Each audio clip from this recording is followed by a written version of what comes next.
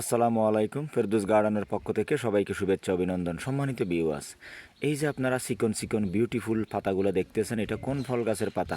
হয়তো অনেকে চিনতে পেরেছেন, হয়তো অনেকে চিনতে পারেন নাই, সমস্যা নাই, আমি বলে দিচ্ছি। সম্মানিত ভিউয়ার্স, এগুলো হচ্ছে কি আনার, ডালম, বেদনা, যেটাই বলেন, ঘুরে ফিরে একটাই ফল। তো আমাদের বাংলাদেশে কিন্তু এখন আধুনিকতার সময় অনেক ভালো ভালো বেদনা আনারের ফলের জাত চলে আসছে।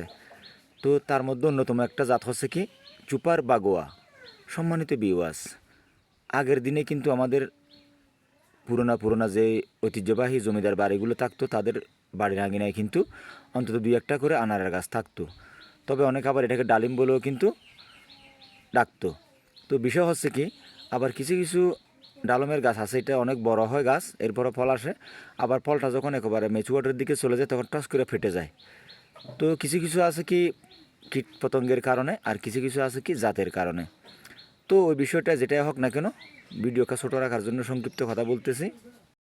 সম্মানিত ভিউয়ার্স, এখানে একটা গুরুত্বপূর্ণ হিসাব আপনাদেরকে আমি মিলিয়ে দেখাচ্ছি। এই যে আপনারা একটা আনারের ছাড়ার গোড়ার অংশটা দেখতেছেন, এটা কিন্তু প্যাকেটের মধ্যে আছে। পাশাপাশি আবার আমি আপনাদেরকে আরও একটা আনারের ছাড়ার গোড়ার অংশ দেখাচ্ছি। আপনারা কি চিনতে পেরেছেন এখানে কোনটা কলমের আর কোনটা সিডের থেকে হয়েছে, অর্থাৎ বিচির থেকে হয়েছে? পারবেন না, না পারার এই কথা।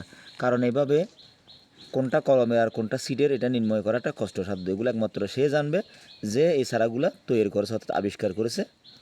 তো যাই হোক, সম্মানিত ভিউয়ার্স, আমি বলে দিই, আপনারা জানেন যেগুলা কলম কিন্তু আবার বিভিন্ন রকমের আছে। একটা হচ্ছে গুটি কলম, অর্থাৎ ডাল কেটে করে, আর একটা হচ্ছে কি গ্রেফটিংয়ের মাধ্যমে। তবে এটা যদি গ্রেফটিংয়ের মাধ্যমে কলম হয় তাহলে অবশ্যই বোঝা যায় যে এখানে সার্জারি থাকার কারণে। কিন্তু এখানে যেহেতু সার্জারি নাই, এই যে দেখেন, এটা হচ্ছে কি, এটা হচ্ছে কলম, তবে এটা কি ডাল, অর্থাৎ ডাল কেটে এটাকে কলম করা হয়েছে। সেজন্য বিচির চারা আর কলমের চারার মধ্যে পার্থক্যটা বুঝতে অনেক কষ্ট। আর এটা হচ্ছে কি একেবারে বিচির থেকে, অর্থাৎ সিডের থেকে, ঠিক আছে? তো সেই কারণে দুটোটা কিন্তু একই রকম মনে হচ্ছে। যদি আবার গ্রেফটিং হতো, সেখানে জোড়া থাকার কারণে এটা সহজে বুঝতে একেবারে কি সহজ পন্থা হতো।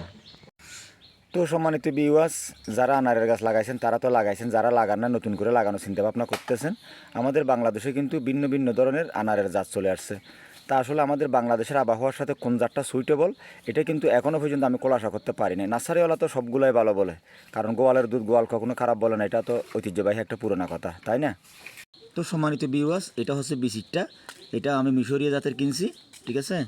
আর এটা হচ্ছে কলমের, তা এটা আমি সুপার বাগুয়া জাতের কিনেছি। দেখবো কোনটাতে আবহাওয়ার সাথে ভালো ম্যাচ হয়, ভালো রেজাল্ট দেয়, অর্থাৎ যত দ্রুত তাড়াতাড়ি ফল আসে এবং আবহাওয়ার সাথে আমাদের বাংলাদেশে সুইটেবল হয়ে থাকে, ভালো একটা রেজাল্ট পাই। তো আজকে দুটো পর্যন্ত। আসসালামু আলাইকুম রহমতুল্লাহ বরকাতুহু। খুদা হাফেজ।